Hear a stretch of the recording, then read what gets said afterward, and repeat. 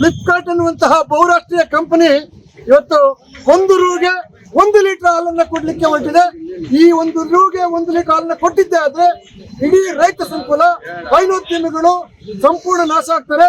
ಒಂದು ವೇಳೆ ಹೈನೋದ್ಯಮಿಗಳು ನಾಶ ಆದ್ರೆ ಮತ್ತೆ ಒಂದು ವರ್ಷ ಅಥವಾ 2 ವರ್ಷಗಳ ತರುವಾಯ 50, 100, 200 ರೂಪಾಯಿನ ಲೀಟರ್ ಹಾಲು ಮಾಡುತ್ತಲೇ ಆಶ್ಚರ್ಯ ಇಲ್ಲ.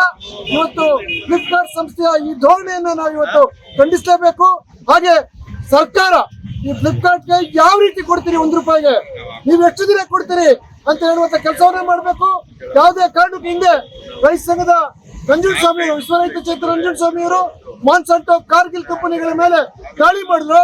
ಅದೇ ರೀತಿ ಫ್ಲಿಪ್ಕಾರ್ಟ್ ಅನ್ನ ಧ್ವಂಸ ಮಾಡಲಿಕ್ಕೂ ನಾವು ಹಿಂದೆ ಮುಂದೆ ನೋಡಬಾರ್ದು.